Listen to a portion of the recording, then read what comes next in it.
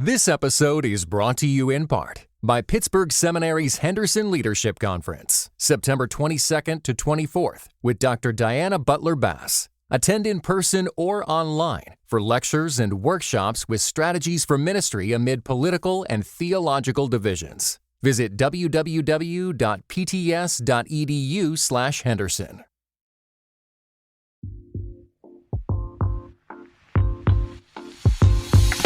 This episode is brought to you by Our Daily Bread Ministries, a global media organization that makes the life-changing wisdom of the Bible understandable and accessible to all. Visit whereyou'refrom.org for more information. That's whereyafrom.org. This episode is part of a long series examining how communism in Russia impacted the American Christian church. This episode can stand on its own, but when you're done, go back and start at the beginning of Season 3. Also, we're talking about Billy Graham. In the spirit of full disclosure, I produce podcast ads for Christianity Today, and CT serves ads to this show. Billy Graham started Christianity Today, so we have a loose affiliation, though I try not to let that influence this episode. Okay, here's the show. Should Christians get involved in politics? Oof, big question right out of the gate. It seems like a simple question though, right? It's far from simple. Let's say you're an American evangelist in the mid-1950s. You've got a nice suit, a hat. Everybody wore hats back then. Maybe you travel around with a tent and with someone playing gospel music behind you. What is your main goal? To reach people for Jesus, I'm guessing, because like many Christians, you probably believe that Jesus is the way to heaven, that it's your duty to go out on stage and snatch souls from the mouth of hell. That's your job, and there can be no more important task. If you believe that it's your job to bring salvation, all other responsibilities fall away, right? Well, you've got a problem. The 1950s were a time of racial segregation in the United States. If you preached in the South, the auditorium or tent or stadium could be divided in two. One section for the whites, one section for the black people. You could say something on stage about the problem of racism, but that would scare away some of the audience. An audience who needs to hear about Jesus or risk eternal torment. If you don't say something, though, history will judge you. Do you get involved in politics, or do you stay out of it? There is a man who had to walk this line between politics and eternity. A man responsible in no small part for creating an era of public faith in the mid-1900s, for bonding capitalism with Christianity and Christianity with the United States. His name was Billy Graham. The first crusade I attended was many decades ago in 1975 in Hong Kong. This is David Aikman, a longtime journalist for Time magazine who interviewed everybody from Boris Yeltsin to Manuel Noriega. He's also the author of Billy Graham, His Life and Influence. Mr. Aikman was in a nursing home when I interviewed him, so you may hear some noise in the background. When he made his invitation for people to get up from their seats, there was a moment of silence before the people started coming. And there was a palpable sense of the Holy Spirit absolutely coming over that place. I will never forget that. It may be hard to imagine the impact of Billy Graham in part because the numbers are so large. In 1951, he spoke to 100,000 people at the Rose Bowl in Los Angeles, 336,000 people in Fort Worth, Texas. Though he died in February of 2018, his name is still with us. When Christianity Today's former editor Mark Galli, who appeared on this show a few years ago, wrote that CT could not support President Donald Trump, Graham's son Franklin claimed that his father would not have approved. Billy Graham was pulled into politics even after his death. Much of his career took place during the Cold War. Historic, era-defining, and controversial, Graham not only spoke out against atheistic communism, he also took bold steps to preach where nobody else could go. You're listening to the show that uses journalistic tools to look inside the Christian church. We press pause on the culture wars in order to explore how we got here and how we can do better. I'm Chris Staron, and this is Truce. September 3rd, 1948. Scientists for the United States recorded some strange seismic activity coming from the Soviet Union. It could mean only one thing. The Soviets had tested their first nuclear bomb. This one detonated underground. President Truman told the scientists to double-check their work. It had been only 4 years since the U.S. dropped Little Boy and Fat Man on Hiroshima and Nagasaki. The United States no longer held a monopoly on nuclear weaponry. Truman released a statement that read, in part, "We have evidence that within recent weeks an atomic explosion occurred in the USSR. Ever since atomic energy was first released by man, the eventual development of this new force by other nations was to be expected." World War II was only recently over. The threat of nuclear war was upon us. War between an atheistic, communist nation and a capitalistic nation with freedom of religion. It's easy to discount that reality, isn't it? See it as an old-fashioned caricature. Scare tactics to control the population. Resist that temptation. One bomb with no warning could wipe out an entire city. Soon, those missiles would be aimed at us.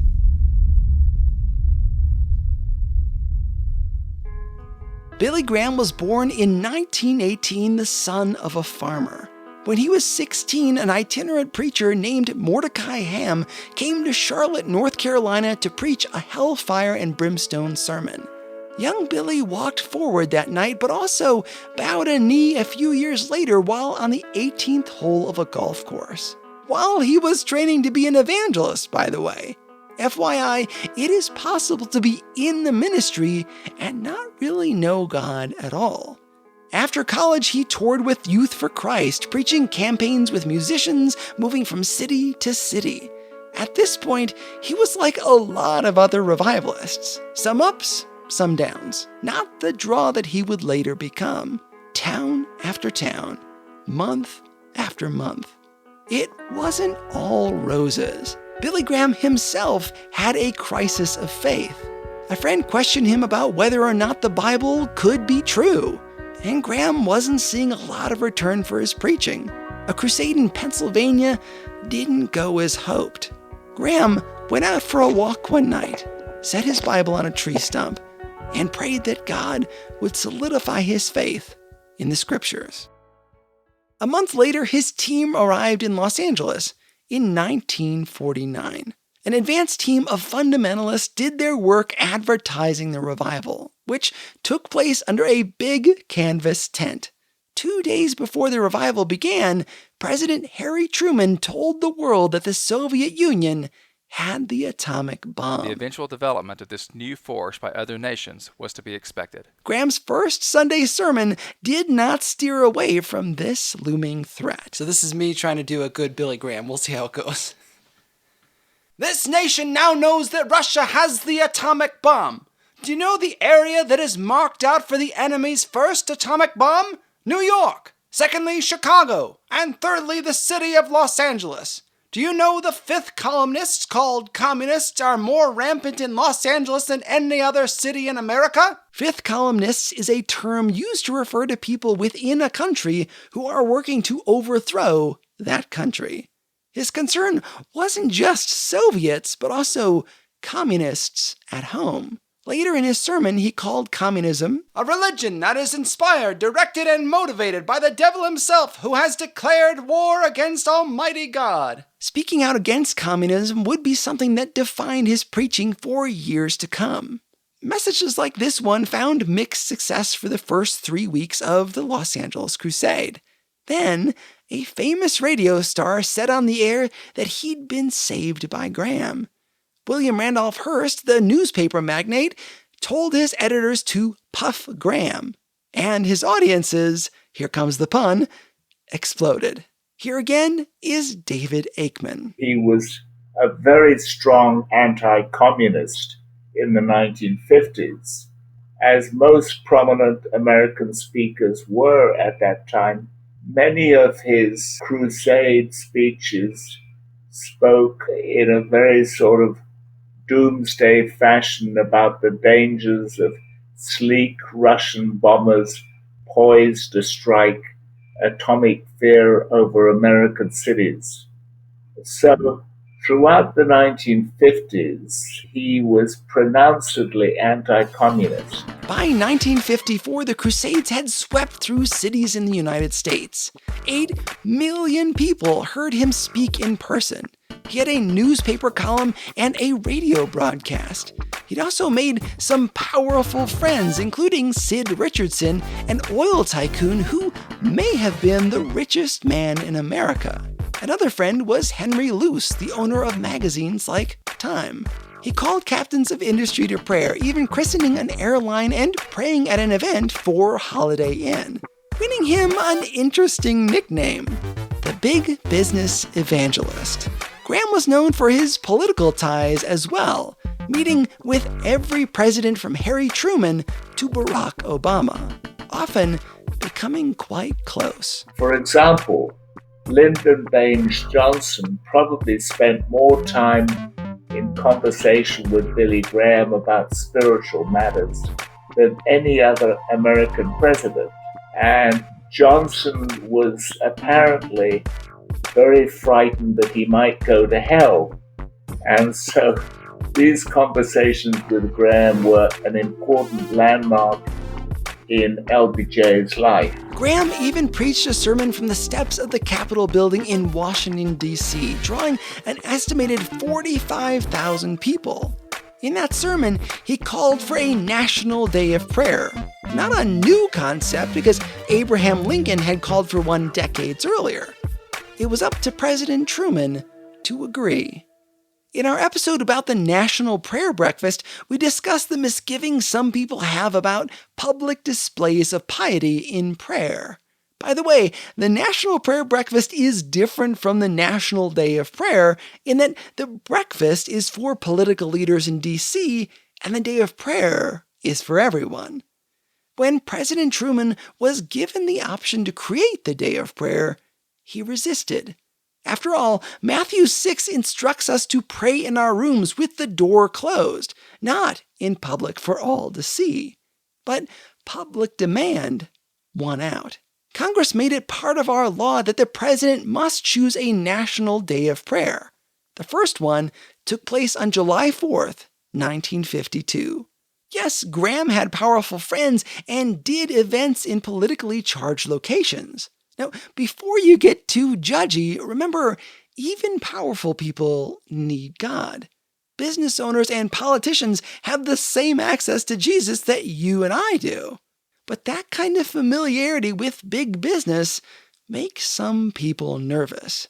Here was an anti-union preacher with a vast audience mingling with leaders of industry who stood to benefit if the unions disappeared.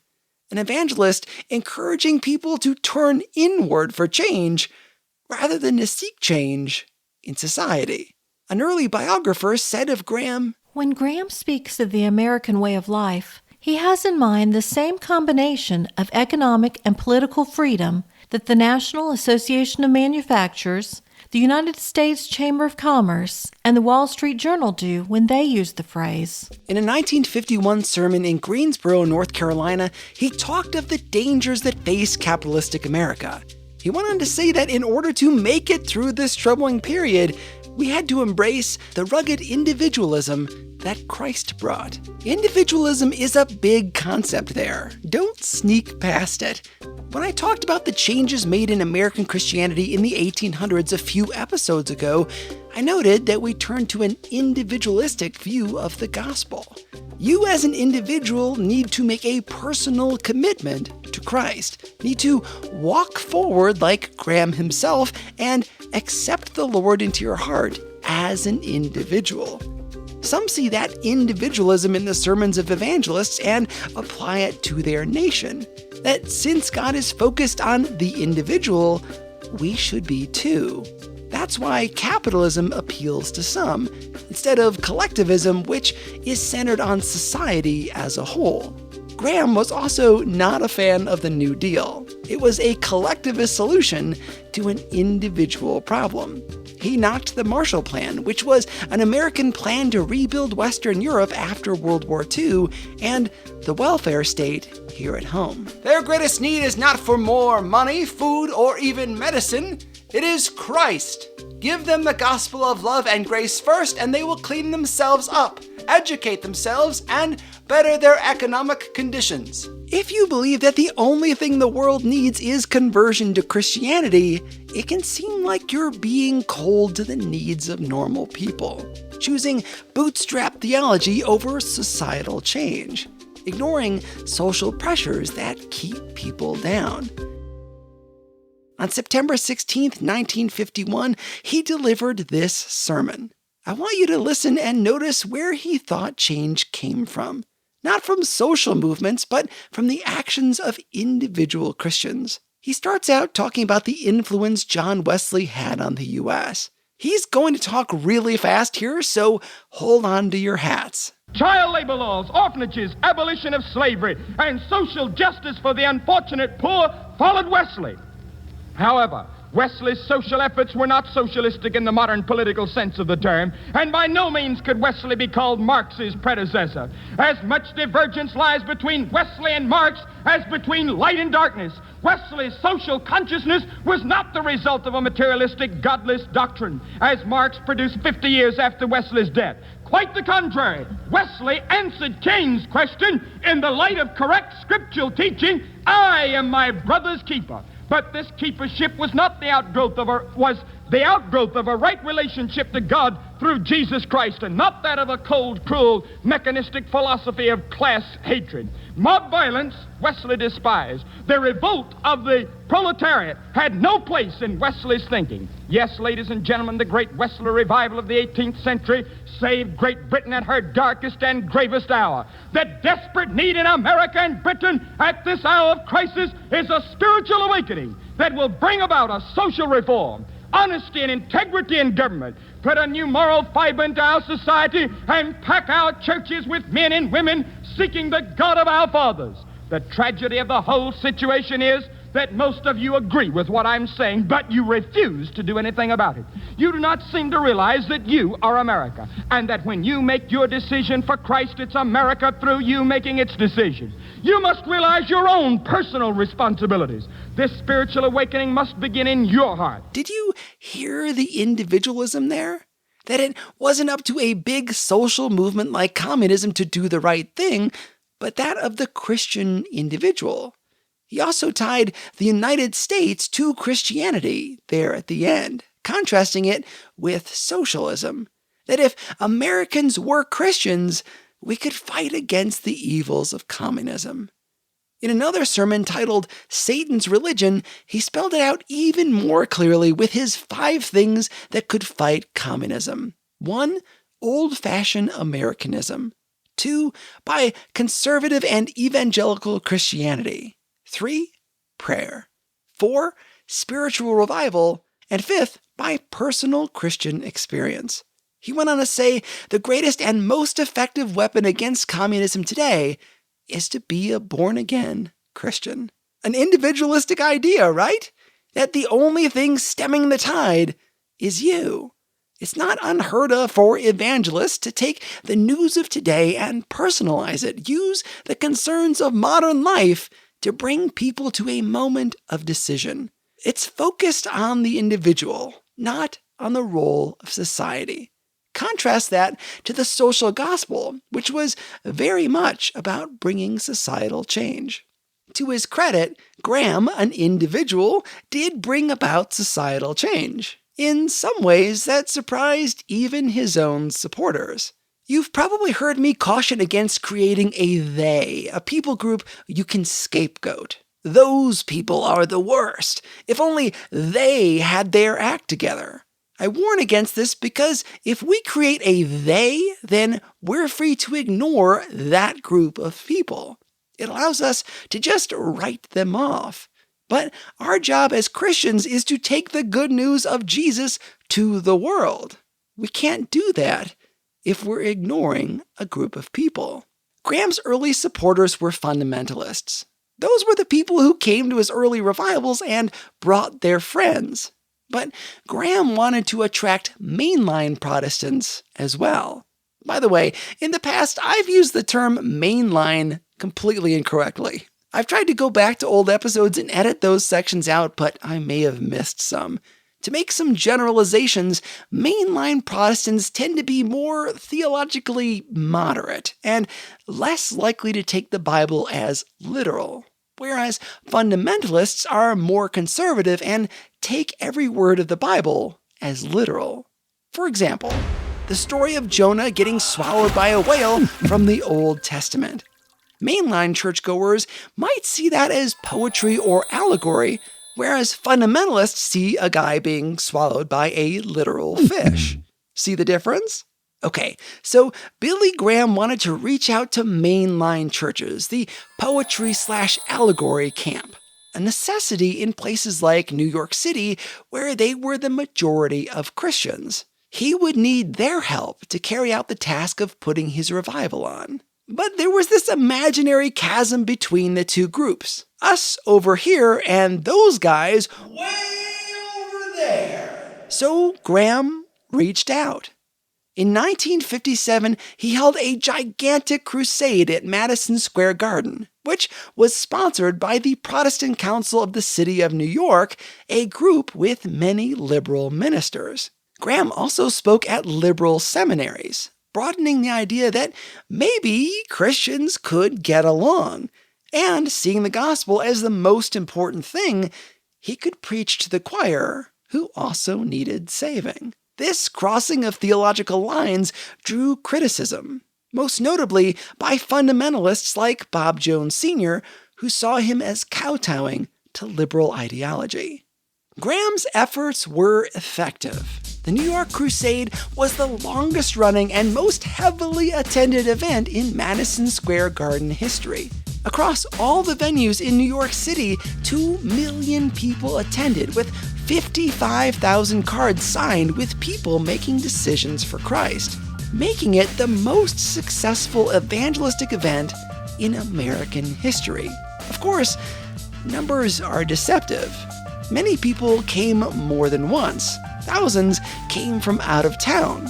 Of those many cards that were signed, only about 6,000 to 10,000 new people started coming to church in the area. The rest were already churchgoers. Which sounds like a slight, but really demonstrates that churchgoers, like Christian leaders, need to hear the gospel too. This was accomplished in no small part because Billy Graham was willing to reach across theological lines. Conservatives and liberals are so used to referring to each other as those people. One of the things I admire about Billy Graham is that he was willing to cross those heavily guarded borders. He's often criticized today for another line he had to walk. He famously removed the ropes that divided the segregated audience for his 1953 Chattanooga Crusade. But a few months later, he allowed a Dallas venue to segregate rather than risk some people not hearing the gospel. Understandably, folks got angry about it, and they still do. There are plenty of angry articles about that moment on the internet. To his credit, the very next year, he determined to never hold a segregated crusade again. In the same way, he started fighting communism by speaking out against it, those people. But as time went on, Graham's approach changed. Communism was a real threat, don't forget that. The nuclear bomb, the spread across Asia that led the United States into wars. It could be understandable to simply treat communists as those people, but Graham didn't leave it there. Just condemn them to hell. To his credit, he went to places that nobody else could imagine going, and in the process, blazed a trail behind the Iron Curtain. We'll be back after these messages.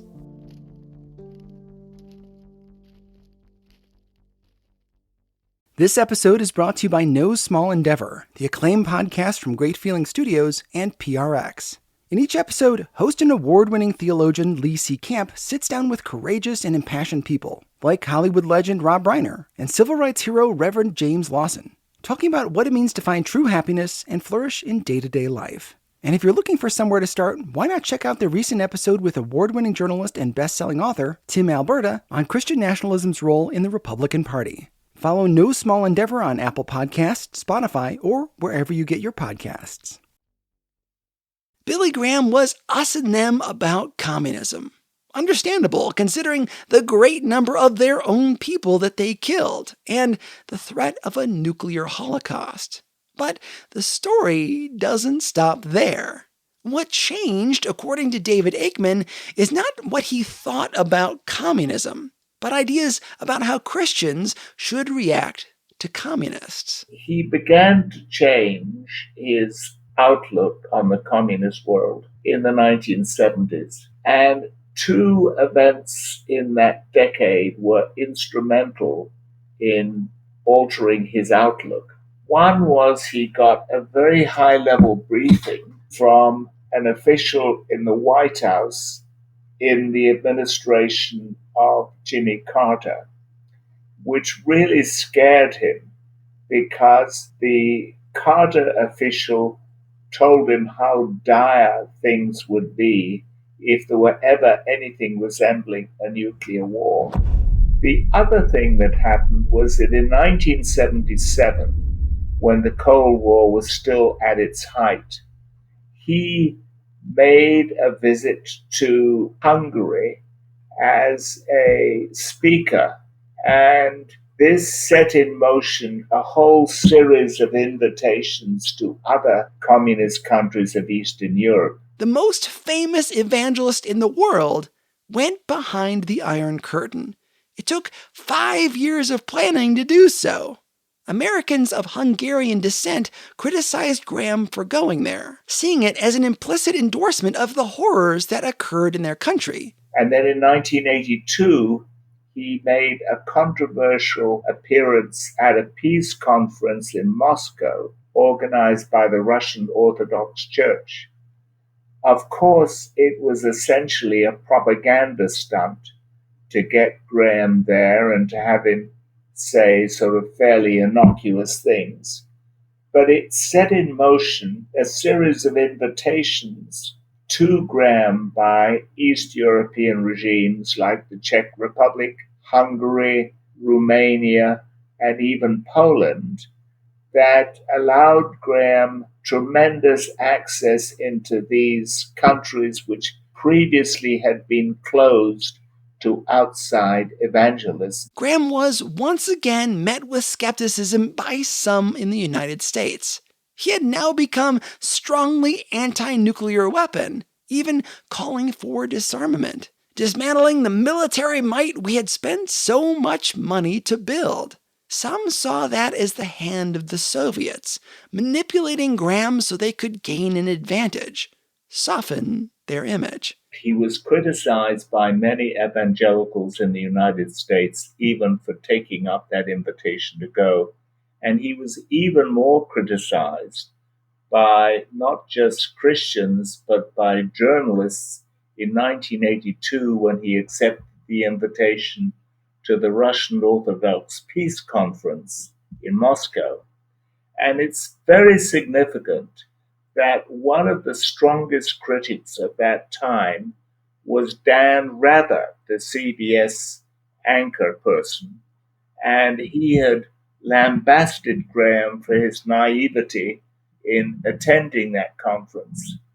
But later on, he completely retracted that criticism because Graham was speaking to the aspirations of many ordinary Russians, and they responded in a major way to his message. He preached in East Germany, Czechoslovakia, and Romania, which was considered one of the most religiously oppressive of the Soviet regimes. And Graham was not always met with enthusiasm. Authorities in these countries were brought up to fight for atheistic communism. So they limited the number of people who could attend or cut the wires to his loudspeaker systems. Still, the Crusades carried on. Most significantly, of all the foreign trips that he was invited to make to Eastern Europe, there was a trip in Romania in the year 1985 when Graham gave an important talk at a cathedral in the city of Timișoara, which is the major city in the Hungarian-speaking component of the nation of Romania. The crowd there was estimated to be 150,000 people, enough to make a world leader nervous, for sure. Ceausescu, the Romanian dictator, canceled his meeting with Graham, but the groundwork had already been laid. Protests by Protestants in Timișoara called for the end of the regime. That revolt in Timișoara against Ceausescu triggered the collapse of the last regime in Eastern Europe to succumb to the anti-communist wave that had penetrated the country. Some Romanians credit Graham's visit for getting the ball rolling on the revolution. Later on in 1992, after Boris Yeltsin had emerged as the leader of Russia that was no longer part of the Soviet Union, Graham was able to make a crusade to Russia itself, something he had prayed about on his very first trip to Russia as a tourist way back in 1959, when he said he'd knelt down in Red Square and prayed that the Lord would open the door for him to share the gospel with ordinary Russians. And that, of course, happened. So I think Graham's influence on the collapse of communism in Eastern Europe and Russia was very significant. And it would be quite wrong to assume that his 1950s era anti-communism prevailed as a viewpoint throughout his life. It didn't.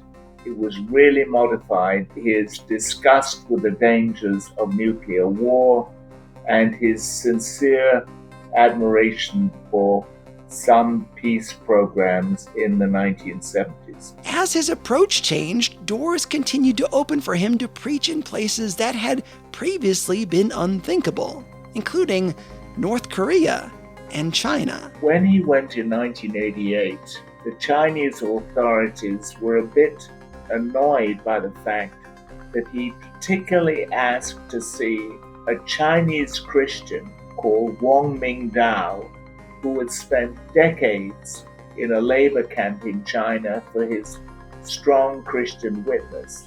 And the people accompanying Graham were very surprised that Graham decided he wanted to make this visit. But it was extremely important for Wang Mingdao himself, and it was a great encouragement to Chinese Christians.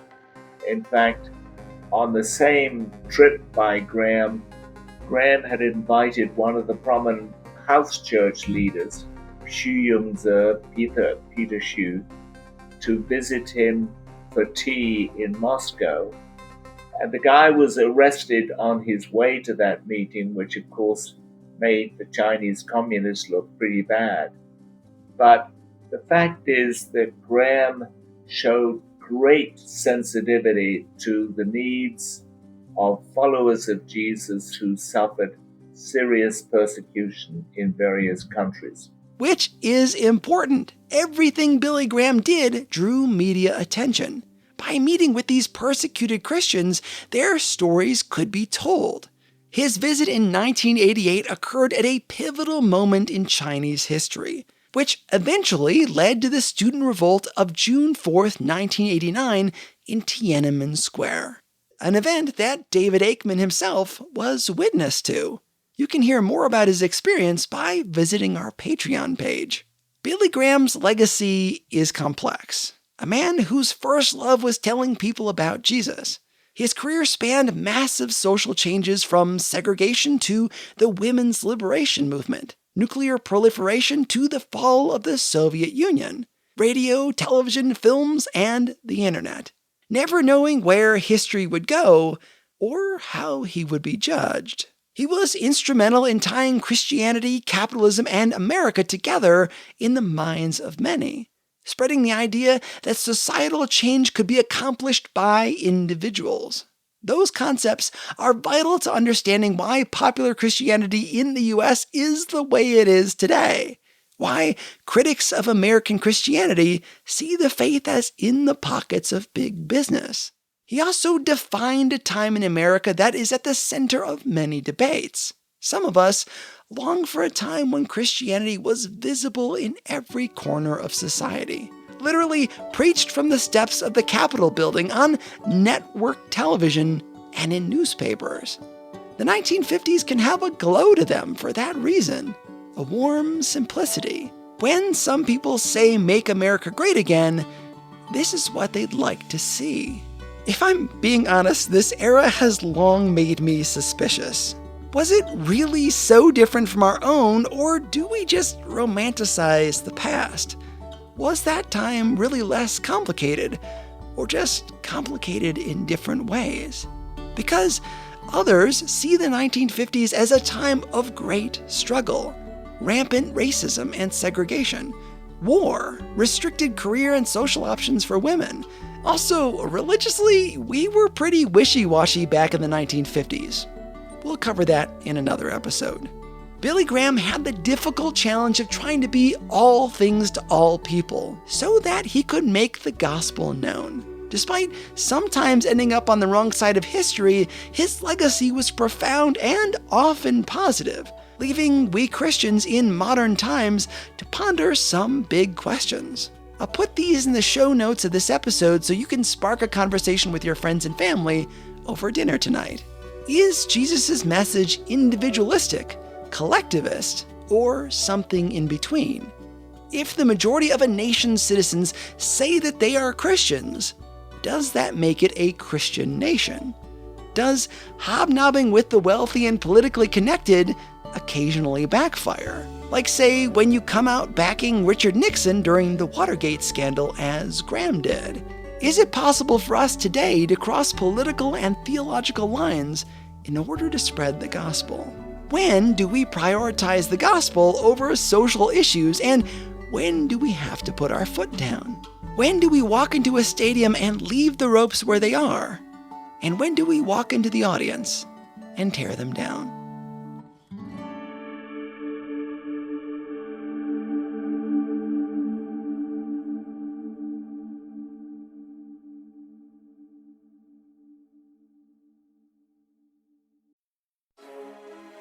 I'd love to know what you think about the story today. Record a voice memo on your smartphone and email it to me at trucepodcast@yahoo.com, and I may use it on the show.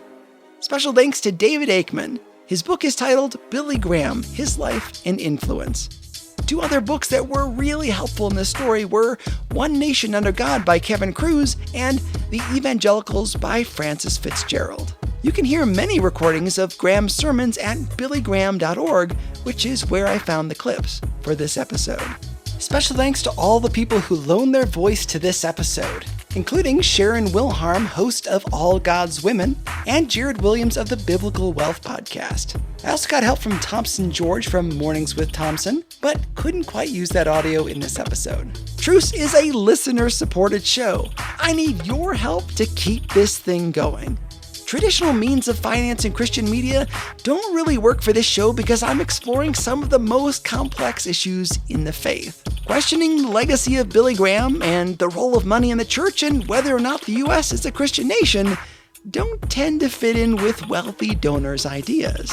If you like this program, I'm counting on you to help it continue. Not just to donate, but to tell your friends and leave a review on your podcasting app. If we're going to send the message that intelligent Christian media is important, I need your help. Our website is trucepodcast.com. Once you're there, you can find out about my ebook, Cradle Robber, and my movies, Bringing Up Bobby and Between the Walls. You can also sign up for my email newsletter, hear old episodes, and get links to the social media accounts. Thanks for listening, thanks for sharing, and thanks for praying for the show. I'm Chris Staron, and this is Truce.